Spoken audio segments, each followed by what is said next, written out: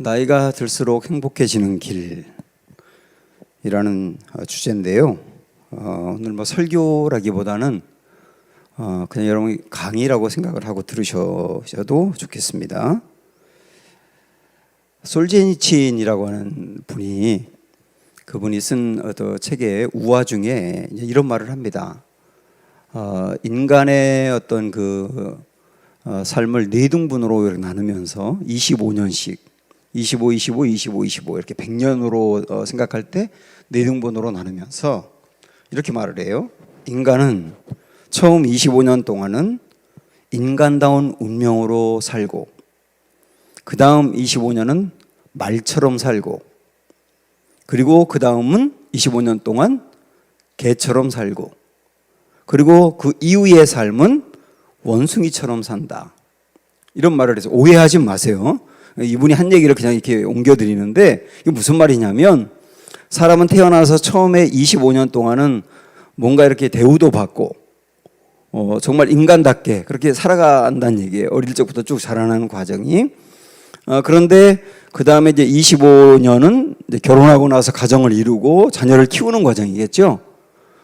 그 과정은 말처럼 산다는 거예요. 정신없이 뛰어다니면서 그렇게 살아야 또 살 수 있으니까 그런 과정이라는 얘기고, 그리고 이제 50이 지나가면서 이제 은퇴해 가고 이제 삶의 이렇게 노년기에 들어오면서 그때는 마음은 있는데 몸이 따르지 않으니까 개처럼 자꾸 짖는다는 거죠. 그러다가 마지막 삶은 원숭이 같다고 말하는 것은 다른 사람들에게 구경거리가 된다, 이렇게 이제 표현하고 있는데, 이 부분은 조금 마음에 걸리긴 하지만 어쨌든 여기서 솔제니친이 이제 이야기하려고 하는 것이, 일반적으로 사람들이 나이 들어간다고 하는 것을 불행하게 여긴다는 것이죠. 사람들이 그렇게 생각하지 않습니까? 내가 나이가 들어가면 외모가 이전 같지 않아요. 주름살이 생기고 검버섯이 생기고 흰머리가 생기고, 거울을 보면 자꾸 깨버리고 싶고, 근데 예전 사진 보면은 이렇게 좋았는데라고 생각이 들기도 하고, 외모만 그런 게 아니라 생각과 감각도 둔해지죠. 그래서 이전에는 안 그랬는데 자꾸 생각이 안 나고, 또 몸이 따라가지 않고, 이런 걸 자꾸 이제 경험을 하게 되고요. 그러면서 내가 예전 같지 않다는 생각 때문에 때로는 서글프기도 하고, 때로는 분노가 일어나기도 하고, 섭섭한 게 또 많아지는 거예요. 그래서 이 젊어지려고 그렇게 애쓰고 노력을 하죠. 외모도 그렇고 노력을 많이 합니다. 그래서 사람들이 처음에 이제 아줌마, 아저씨 이런 소리 엄청 듣기 싫어했다가, 그 다음에 이제 어머니, 아버님 이렇게, 저한테도 요새 사람들이 아버님 그러더라고요. 엄청 듣기 싫더라고 사실. 이제 그렇게 얘기하고, 그러다가 그 다음에 이제 어르신 그러는데, 제 아내가 얼마 전에요, 제가 예배 끝나고 또 나갔는데 나가자마자 저한테 막 씩씩거리면서, 세상에 나한테 어르신이래, 어르신. 아마 교회 오는 동안 누가 그랬나 봐, 어르신이라고 했나 봐요. 그러니까 그게 막 화가 나가지고, 그때 제가 어떤 놈이 내 아내를 어르신이래 이랬어야 되는데 어르신으로 보였나 보지 뭐, 또 이렇게 하는 바람에 또 화를 돋구고 그런 적이 있었거든요. 이게 우리가 나이 먹어 간다고 하는 게 우리 마음에 근본적으로 자꾸 이렇게 불행해지고 섭섭해진다고 생각을 하는 것 같아요. 그런 마음이 우리 안에 이제 자리 잡고 있다 보니까 이런 말이 드는 거죠. 어떤 사람은 근데 그런 말을 했습니다. 나이 든다고 하는 것은 아름다운 거다라고 이제 말을 했는데요. 이전에 제가 한번 여러분에게도 소개를 한 적이 있는데, 그 옛날에 MBC 그 뉴스 앵커 진행했던 조정민이라고 하는 분이 지금 목사님인데, 베이직 교회라고 하는 이제 큰 교회에 이제 목회를 하고 있는데, 저도 그분의 설교를 가끔 듣거든요. 근데 그분이 이전에 이제 이런 말을 하더라고요. 자기가 20살 땐 세상을 바꾸기 위해서 돌을 들었다는 거예요. 대학생 때는 돌을 들잖아요. 30살이 되었을 때는 결혼하고 나서 아내를 바꾸기 위해서 눈초리를 올렸다는 거예요. 자꾸 아내를 막 이렇게 바꾸고 싶어서 저 모습 바꿔야 돼 그래가지고 막 눈치를 주고 화를 내고 그랬다는 거죠. 그리고 40살이 되었을 때는 아이들을 바꾸기 위해서 회초리를 들었다는 겁니다. 그런데 50이 넘어가면서부터 내가 들었던 모든 것을 내려놓고 진짜 바뀌어야 될 사람은 나라는 걸 알게 되었다. 그런 고백을 하는데, 그게 어떤 의미로 본다면 나이가 들어가면서 사람이 완숙해지는 것이죠.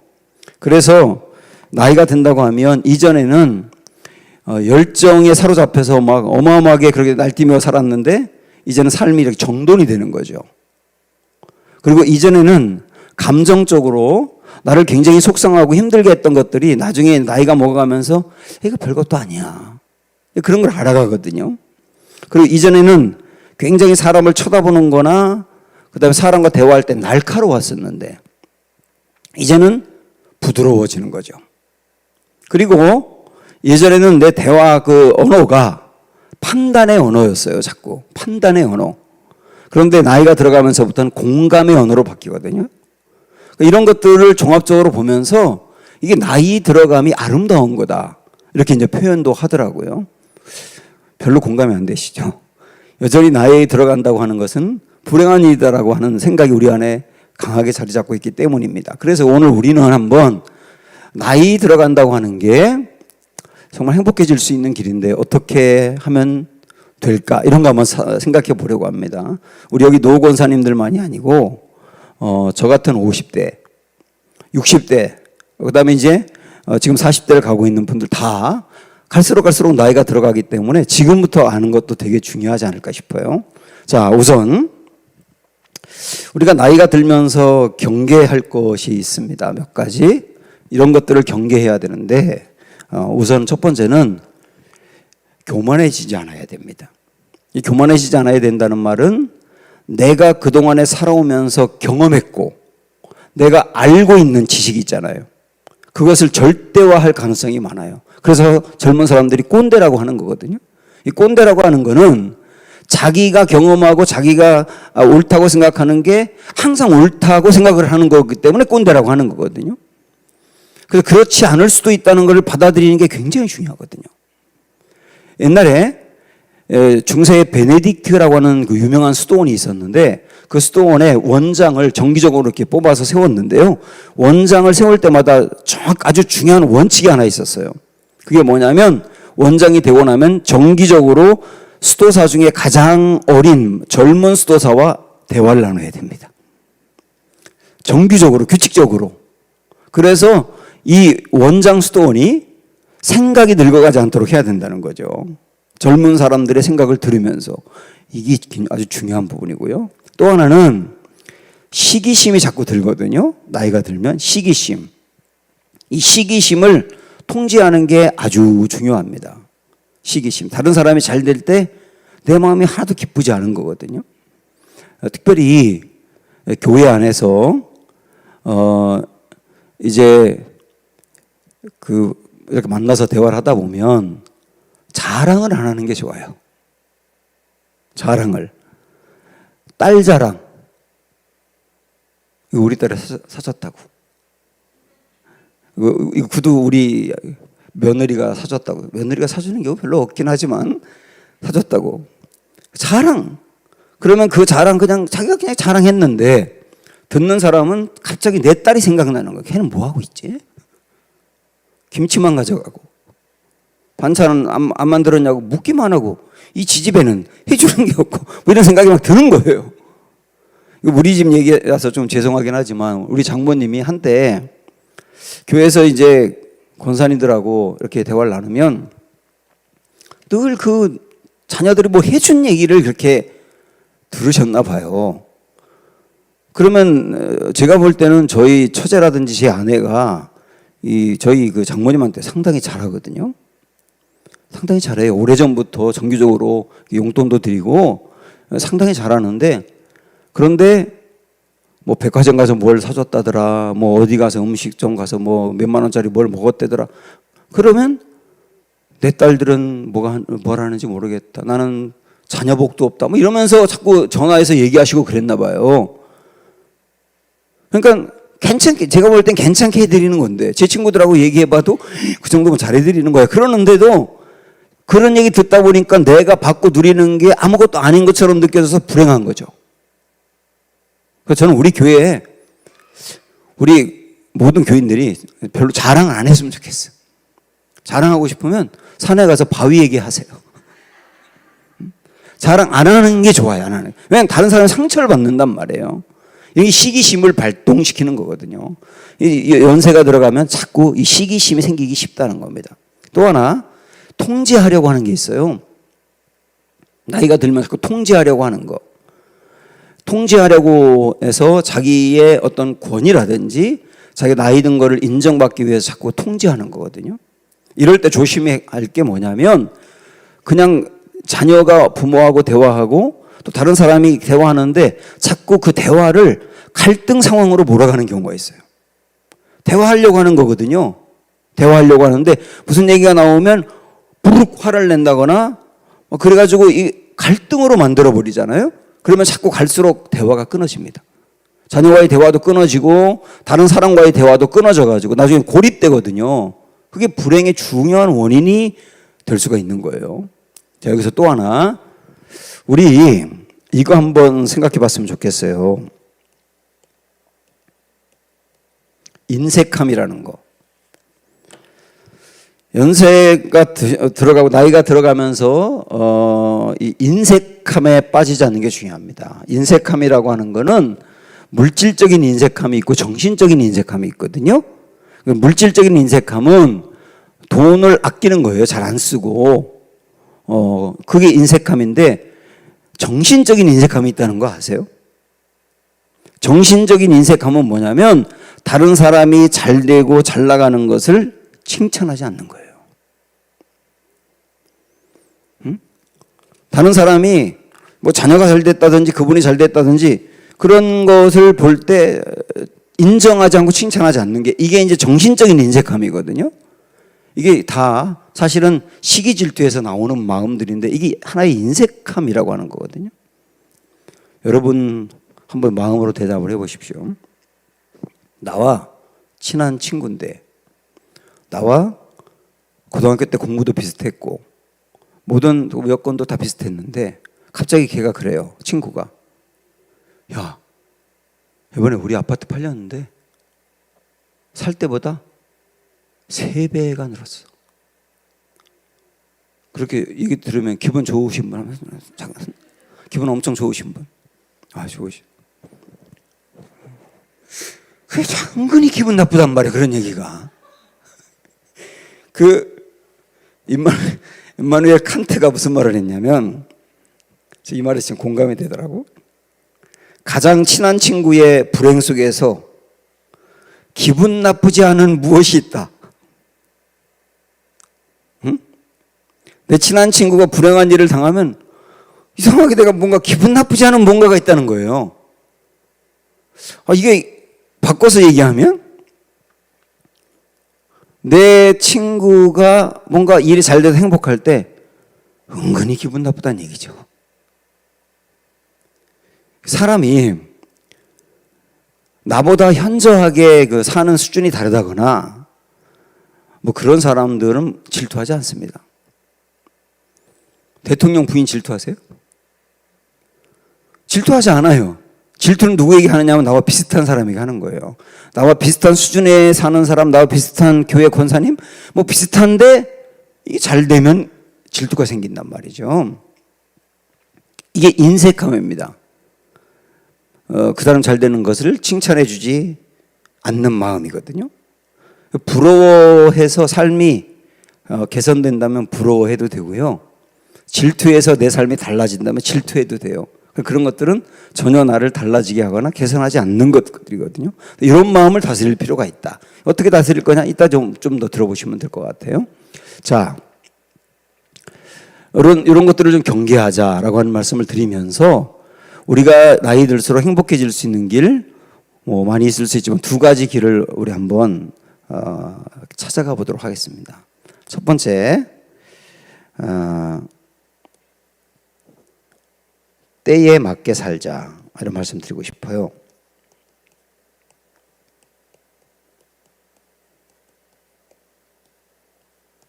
때에 맞게 살자. 어린아이는 어린아이 때에 맞게 살아야 되고 청년들은 청년에 맞게 살아야 돼요. 그 청년들은 사실은 물불을 가리지 않고 달려갈 수 있어야 되거든요. 도전할 수 있어야 되고. 그래야 그게 청년이죠. 그런데 장년은 장년에 맞게, 때에 맞게 살아야 되고, 노년은 노년의 때에 맞게 살아야 되는 거예요. 전도서에서 무슨 말씀을 하고 있냐면, 다 세상에 때가 있다. 그러면서 심을 때가 있다면 거둘 때가 있고, 얻을 때가 있다면 잃을 때가 있고, 다 때가 있다고 말을 합니다. 그 다음에 만날 때가 있으면 헤어질 때도 있고, 뭐 이런 말씀들을 쭉 하고 있는데, 그런데 전도서에서 기가 막힌 이야기를 하나 하거든요. 그게 뭐냐면, 하나님은 모든 때를 아름답게 하셨다.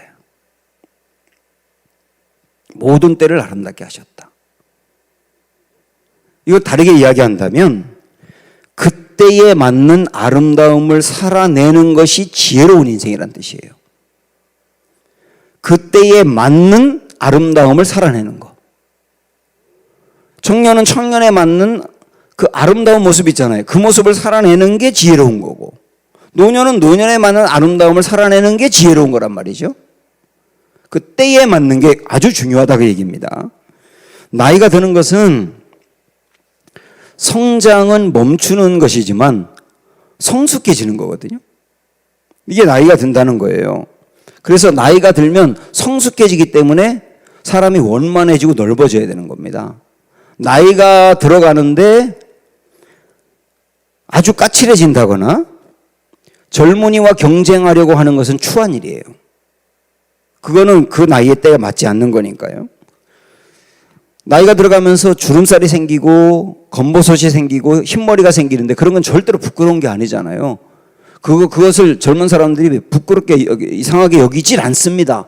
그거는 자녀들을 키워내면서 가진 아름다운 흔적이라고 보는 것이죠. 이런 게 부끄러운 게 아니라 흰머리가 생기고 검버섯이 생기고 그리고 주름살이 생기는데 그때에 맞지 않게 사는 게 문제인 거예요. 그게 지혜롭지 않은 것이죠. 때에 맞는 게 지혜로운 거다. 그런 얘기인데, 중세시대 때 여러분 그 유럽이나 이런 데 가보시면 그때 중세시대 때 지은 그 성당 같은 데 보면 성화가 많죠. 예수님이라든지 뭐 마리아라든지 아니면 바울 같은 이런 우인들 이렇게 성화가 있는데 항상 보면 뒤에 이렇게 빛이 있어요. 이걸 뭐라고 말하냐면 후광이라고 말하거든요. 성인 뒤에는 항상 후광을 그리게 되어 있습니다. 성화는. 그 후광이 뭐냐면 그 사람의 내면의 빛이 겉으로 드러났다는 거거든요. 그 사람 내면에 있는 아름다운 빛이 겉으로 드러난 것을 후광으로 표현하는 겁니다. 나이가 든다고 하는 것은 후광이 생기는 일이거든요. 그 사람 안에 내면에 있는 빛이 겉으로 드러나서 그 사람의 존재 자체가 참 따뜻해요.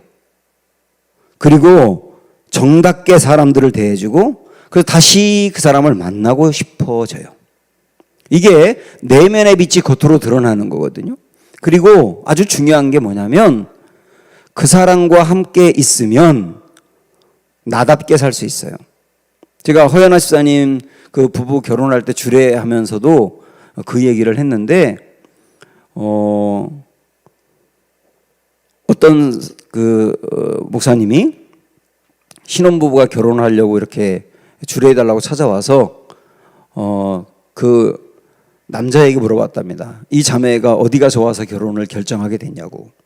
그랬더니 그 신랑 될 형제가 하는 말이 뭐냐면 내가 이 사람 옆에 있으면 나다워져요 그러더라는 거예요. 나다워져요. 이 사람 옆에 있으면 나를 가장하지 않아도 되고 숨기지 않아도 되고 내 부끄러운 것이 드러나도 괜찮고 나다워져요. 저는 그게 굉장히 중요한 부부의 모습이 아닐까 싶었어요. 그 사람 옆에 있으면 나다워지는 거예요. 근데 나이가 들어가면서도 그분 옆에 있을 때 나다워질 수 있는 거. 그게 그 사람 내면에서 나오는 빛이거든요. 그래서 나이가 들어서 원숙해진다고 하는 것은 그 빛이 나를 통해서 자녀들에게 자꾸 나오고 다른 사람에게 나오는 것이라는 얘기입니다. 이게 때에 맞는 것이죠. 자, 우리 성경 이야기 하나 하고 싶은데, 나이가 들어가서 좀 노년이 된다고 할 때 그 때에 맞는 게 어떤 모습일까? 저는 이렇게 묵상을 하다가 사무엘 생각이 났습니다. 사무엘이 젊은 시절부터 흔들리던 나라를 살려내기 위해서 정말 헌신했고, 그리고 견고하게 세웠고, 사울도 세우고, 나중에 이제 다윗도 세우고 그러게 되는데, 이제 사무엘이 왕이 없을 때는 자기가 사사로서 이스라엘을 이렇게 이끌어 갔지만, 이제 왕이 세워지고 나니까 은퇴합니다. 그래서 여러 장로들을 모아놓고 내가 이제 은퇴해야 되겠다, 그렇게 이야기하면서 은퇴 이후에 내가 무엇에 집중할 것인지 그걸 얘기하거든요. 그게 나이 들어가면서 노년이 되어가면서 해야 될 아름다운 때에 맞는 게 아닐까 싶어요. 사무엘상 12장을 한번 가보십시오.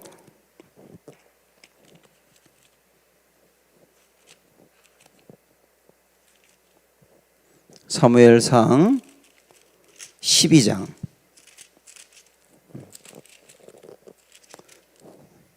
23절입니다. 427쪽. 자, 사무엘이 말하는 은퇴하면서 이야기하는 핵심 23절 다 같이 보세요. 시작. 나는 너희를 위하여 기도하기를 쉬는 죄를 여호와 앞에 결단코 범하지 아니하고 선하고 의로운 길을 너희에게 가르칠 것인데요. 이 부분입니다. 이게 사무엘이 은퇴하면서 한 말이거든요. 나 앞으로 이제 이전같이 내가 지도자는 아니야. 난 이제 일선에서 물러나 있어. 이제 나는 노년이야. 근데 나는 노년에 맞게 이 일을 할 거야. 뭐라고 얘기하느냐면, 첫째, 기도하겠다는 건데, 기도하겠다는 것을 얼마나 강력한 의지로 표현하느냐면, 기도하기를 쉬는 죄를 범치 않겠다는 거예요. 기도하는 걸 쉰다고 죄는 아닙니다만은, 사무엘이 이렇게 직접 말하는 것은 뭐냐면 스스로 그러는 거죠. 나 만약에 젊은이들을 위하여, 당신들을 위하여 기도하지 않으면 나 죄 짓는 거라고 여길 거야, 그 말이잖아요. 그래서 내 이제 은퇴 이후 내 노년에 정말 집중해서 때에 맞는 사역은 기도다. 기도다. 이렇게 말하는 거예요. 또 하나는 거기 또 뒷부분에 뭐라고 말했냐면, 선하고 의로운 길을 너희에게 가르칠 거다. 경험했으니까. 평생을 경험했으니까. 하나님 은혜 안에 살면서. 경험했으니까 선하고 의로운 길이 무엇인지 알잖아요. 사무엘이 직접 그렇게 살았고요. 그 길을 후손들에게 알려줄 거다. 알려줄 거다. 인생의 중요한 경험과 지식을 알려줄 거다. 그게 내가 해야 될 일이다. 이게 내 때에 맞는 일이다. 그 일에 집중할 거다. 그러나 젊은 사람들이 통치하는 거 참견하지 않고 그건 그대로 둘 거다.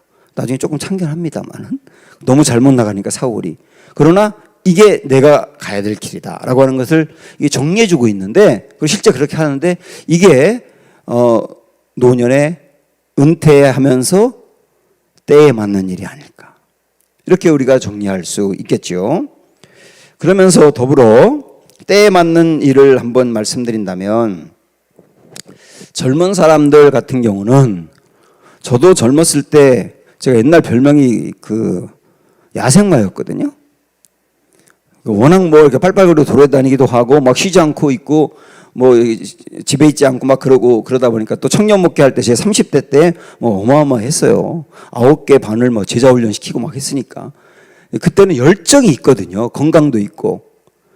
그런데 연세가 들어가면서, 나이가 먹어가면서 이런 열정이 없어집니다. 불가피하게. 왜냐하면 에너지가 떨어져요. 이때는 열정이 있는 사람들이 보지 못하는 것을 보는 거예요. 그런 것들을 슬그머니 잡아주는 겁니다. 굉장히 아름다운 거죠. 이런 것들이. 저도 지금 우리 이제 목회 부목사님이나 우리 또 전사님들이 이제 보통 40대 이지만 40대, 50대, 그죠? 참. 40대도 참 많이 있죠. 40대, 그 30대 이렇게 젊은 그 목회자들하고 이야기하다 보면 어떤 일에 대해서 정말 창의력이 있고요. 막 제가 절대 생각할 수 없는 걸 생각하게 되고요. 뭐 그런 경우가 있어요. 그런데 그런 거와 그런 건 있지만 이 방향을 잡지 못하는 게 있더라고요.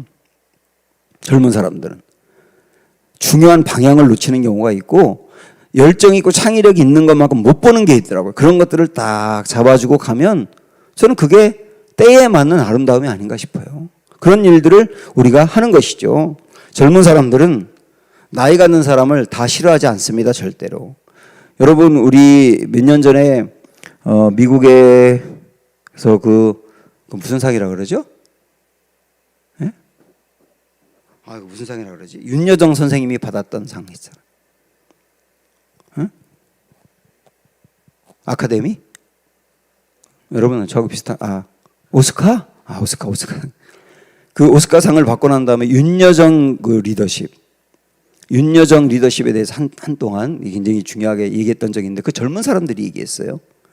그걸 보면 이분은 젊은 사람들이 굉장히 좋아한다는데 왜냐하면 그분 안에 어떤 매력이 있는 거예요.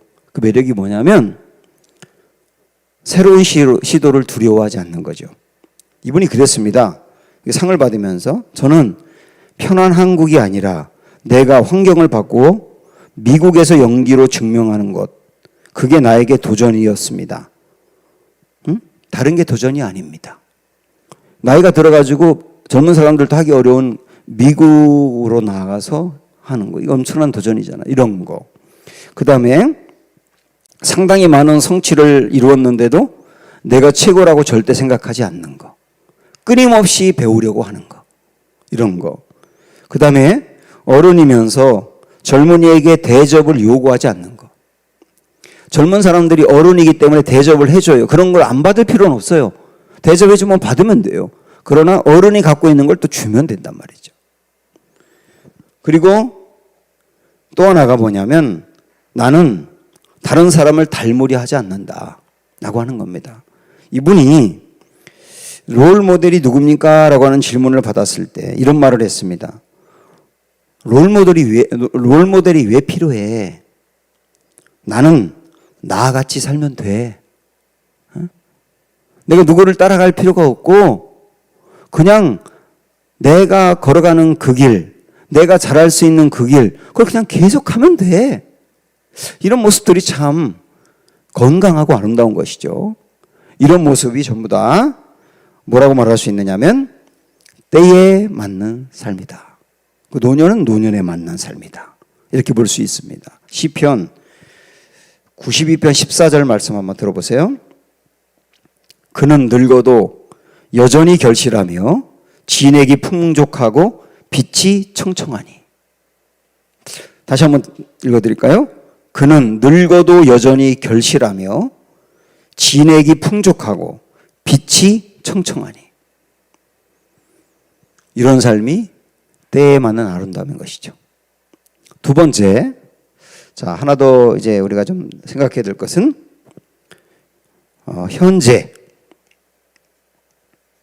현재를 향유하라 이런 말씀 드리고 싶어요. 현재를 향유하라. 제가 이제 읽었던 글 중에 이런 게 있더라고요. 사람들이 불행한 이유 중에 하나는 행복을 미래로 남겨두기 때문이랍니다. 무슨 말이냐면 사람들이 이런 생각을 많이 합니다. 자, 지금은 내가 고생하고 지금은 내가 불행해도 좋고 지금은 내가 뭐 더 바랄 게 없고 나중에 그때 가서 행복하고 나중에 누리고 나중에 그때 다 하면 돼. 행복을 미래로 남겨두는 거거든요. 그런데 그 글에서 이런 말을 합니다. 현재에 누리지 못한 것은 미래의 그늘이 된대요. 그때에 누리지 못한 게 미래의 그늘이 된다는 거예요. 현재 누리지 못하고 현재 그냥 죽을 고생하고 현재는 그냥 어차피 안 되는 거라고 생각하고 나중에만 누리라고 생각했다고 할 때 그 현재 누리지 못한 게 나중에 행복이 되느냐? 그늘이 된다는 겁니다. 저는 그게 공감이 되더라고요. 그래서 그 글에서 이렇게 말하더라고요. 보다 이기적으로 사는 것도 괜찮아요. 보다 이기적으로 사는 것도 괜찮아요. 지금 누릴 수 있는 거, 지금 할 수 있는 거, 그렇게 해가면서 사는 것도 괜찮아요. 저는 뭐 전적으로 공감이 되더라고요. 그런 것들이 이제 현재를 향유한다 이렇게 말할 수 있는데, 자, 그런데 이렇게 현재를 누리는 데 있어서 돈이 있으면 좋겠죠. 돈이 있으면 여유 있게 뭐 공부하고 싶은 거 배울 수 있고, 여행할 수도 있고, 뭐 하고 싶은 거 할 수도 있고, 그러면 좋겠죠. 그러나 돈이 없으면 그러면 현재를 향유할 수 없느냐? 라고 한번 생각을 해보십시오. 사람들은 욕망이 평준화됐더라고요. 그래서 다른 사람이 그 정도 누리면 나도 그 정도 누려야 된다고 생각을 합니다. 다. 내 아이도 그 정도는 누리고 살아야 성공한다고 생각을 해요. 이게 참 불행을 갖게 하는 거거든요. 욕망이 평준화됐어요. 지금 나의 현재 가지고 있는 건 어떻든 상관없이 욕망은 다 평준화됐단 말이에요. 그래서 다른 사람이 가지고 있는 이거 나도 가져야 돼. 다른 사람이 사서 집에 가지고 있는 거 나도 사야 돼. 그렇게 생각할 필요가 없다는 거예요, 일단은. 다른 사람이 누리는 걸 꼭 내가 다 누려야 되는가? 아닐 수도 있다. 이걸 일단 받아들이고 인정하는 것부터 출발하는 게 아주 중요하거든요. 내 자녀도 마찬가지예요.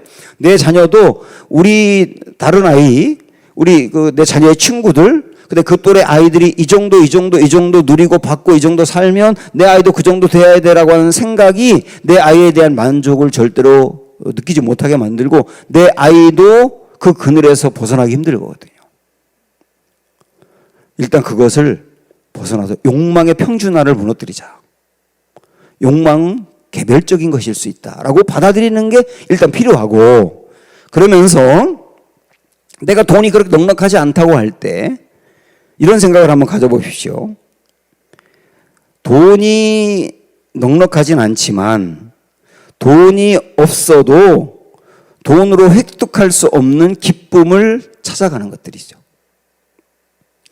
돈으로 얻을 수 없는 거, 돈이 없어도 충분히 얻을 수 있는 거, 이런 거죠. 그런 것들을 찾아가는 것이 중요하다. 이게 아주 중요하다. 이런 생각을 가지면서 그런 것들이 어떤 것일까 구체적으로 몇 가지를 보려고 합니다. 우선은 우정 공동체를 만들라, 이런 말씀 드리고 싶어요. 우정 공동체. 우정 공동체는 그냥 괜히 만나기만 해도 껄껄 웃을 수 있는 즐거운 공동체입니다. 그게 여러분 있으세요? 제가 앞에 뭐라고 말했냐면 괜히라고 얘기했어요. 괜히 만나도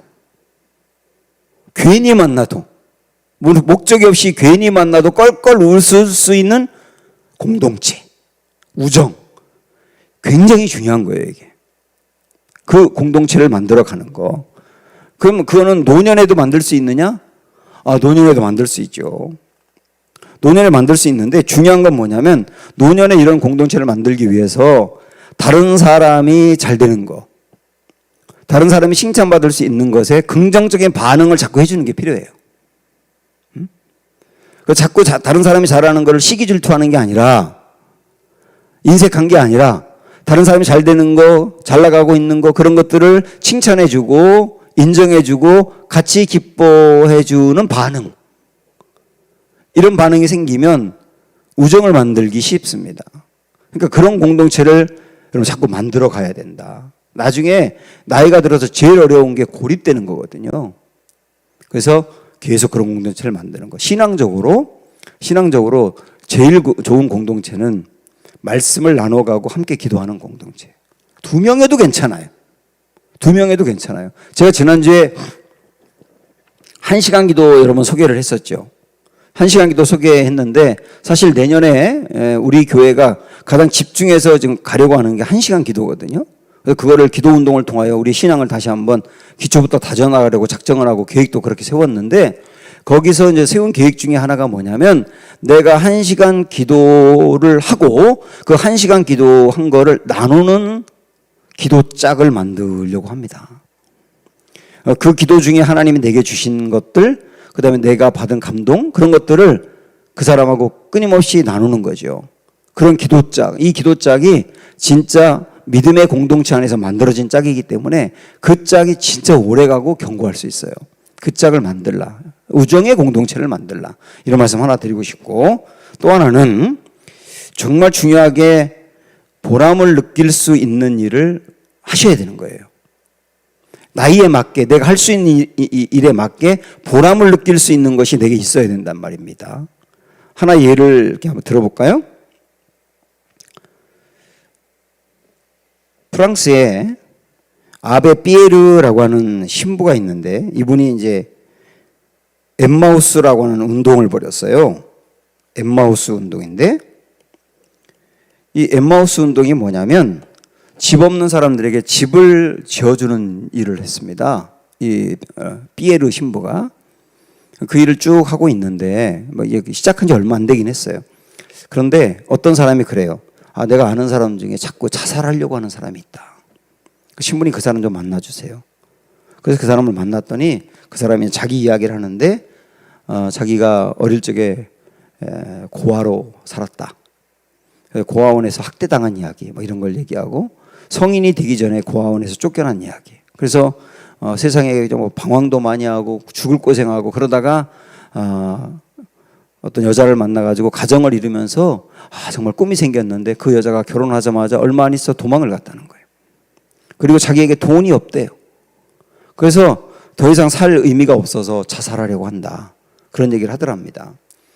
그래서 이 피에르 신부가 당신 얘기 들어보니까 진짜 이해가 된다. 이해가 된다. 근데 죽을 때 죽더라도 나를 한 번만 도와줘라. 그리고 죽어라. 그렇게 얘기했다는 거예요. 그럼 뭘 도와주면 됩니까? 그래서 제가 어려운 사람들의 집을 져주는 일을 한다. 당신 나 좀 도와줘라. 그래요. 그래가지고 그 사람을 데리고 집 짓는 일을 한 거예요. 근데 그 사람이 그 집 짓는 일을 하고 그 집을 완성했을 때 그 집에 살 사람이 와가지고 자기의 집이 생긴 걸 보고 막 기뻐하고 펄쩍펄쩍 뛰는 걸 본 거예요. 그때 이 사람 마음에 보람이라는 게 생긴 거죠. 보람이라는 게. 그래서 한번 집을 짓고 나서 이제 이제는 죽어야 되잖아요. 또 집을 또 짓고 싶어요. 그래서 그 다음 또 짓고 평생을 이 신부와 함께 일을 한 거예요. 그러는 과정에서 이 사람이 살게 된 거죠. 나중에 이 사람이 신부에게 그런 고백을 합니다. 만약에 신부님이 그때 저한테 저를 만나서 돈을 조금 줬다면 저는 목숨을 끊었을 겁니다. 돈을 준 게 아니라 저한테 보람을 주셨어요. 그래서 저는 살게 됐어요. 보람이라는 게 우리 삶에 굉장히 중요한 에너지거든요. 그래서 내가 끊임없이 보람을 느낄 수 있는 일들은 여러분 또 말씀드리는데 절대로 놓지 마십시오. 바쁠 수 있어요. 그리고 힘들 수 있어요. 그런데 내 인생에 보람을 느낄 수 있는 일을 놓지 마세요. 그게 나의 삶에 굉장히 중요한 에너지란 말이죠. 내가 갖고 있는 재능을 기여해도 좋아요. 재능으로 누군가를 도와도 좋아요. 아까 말씀드린 것처럼 사무엘처럼 끊임없이 여러 사람들을 위해서 기도하는 것도 좋아요. 그리고 내가 기도한 걸 얘기해주고 그 사람의 기도를 들어 응답받은 이야기를 듣고 그런 것도 되게 좋아요. 내 몸으로 봉사할 수 있는 거라면 그 봉사를 놓지 마시고, 물질로 할 수 있는 거라면 물질로 놓지 마시고 물질로 했을 때 얼마나 좋은 결과가 있는지를 확인해 보세요.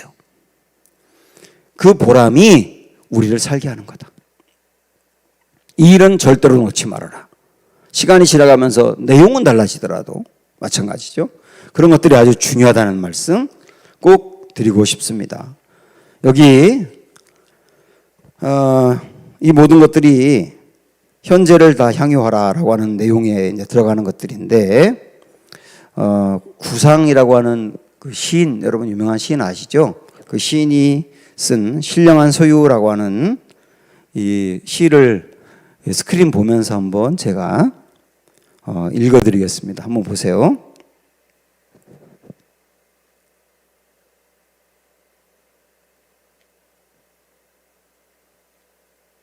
네, 신령한 소유라는 제목입니다. 이제사 나는 탕아가 아버지 품에 되돌아온 심해로 세상 만물을 바라본다. 탕하는 탕자입니다. 탕자가 집을 나갈 때의 심정하고 아버지 집으로 돌아올 때 심정이 달랐겠죠. 나갈 때는 내가 이 돈 갖고 장사하든지 이 돈 갖고 사업하든지 뭔가 해서 돈 엄청 벌 거야. 오직 그것만 보였을 거예요. 그런데 돌아올 때는 실패하고 난 다음에 많은 게 보이는 거죠.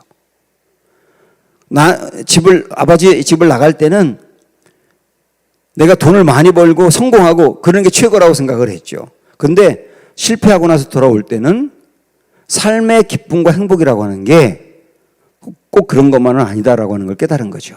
그래서 탕아가 아버지 품에 돌아오는 쉼애로 세상 만물을 바라본다 이렇게 말하는 거예요. 그럼 뭘 바라봤냐? 그 다음 보시면 저 창 밖으로 보이는 6월의 젖빛 하늘도 싱그러운 실록 위에 튀는 햇발도 지절대며 날아다니는 참새 떼들도 베란다 화분에 흐드러진 페투니아도 새롭고 놀랍고 신기하기 그지없다.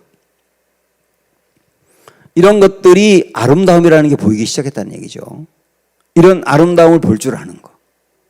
그 다음에 한편 아파트 거실을 휘저으며 나불대며 씩씩거리는 손주놈도 돋보기를 쓰고 백엔모 술을 놓는 아내도 앞 행기를 제각기의 모습으로 오가는 이웃도 새삼 사랑스럽고 미쁘고 소중하다. 아주 일상적인 삶에서 볼 수 있는 것들이죠.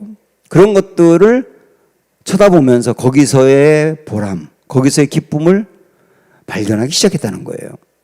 마지막에 이렇게 말합니다. 오, 곳간의 재물과도 비할 바 없는 신령하고 무한량한 소유, 정녕 하늘에 계신 아버지 것이 모두 다 내 것이로구나.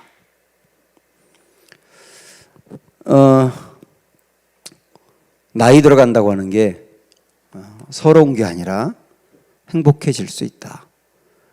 그 일부분을 오늘 여러분과 나누어 봤지만 여러분 마음에 다가온 거 가지고 우리가 한번 그렇게 살아가면서 갈수록 앞날이 정말 행복해지는 은혜가 있었으면 좋겠습니다. 함께 우리 이 시간에 기도하겠습니다. 우리의 나이가 들어감에 대하여 오늘 우리 내용을 들었는데요. 내 마음에 다가온 거 위해서 기도하시고 특별히 사무엘이 그랬던 것처럼 우리가 누군가를 위해서 기도하고 다른 사람에서 내 기도의 시간을 나누어 주는 거 굉장히 중요한 일이라고 하는 걸 생각하면서 우리가 그런 기도의 삶을 살기를 또 그런 기도를 지금도 하면서 우리 합심하여서 이 시간에 다 같이 통성으로 기도하겠습니다. 기도합니다.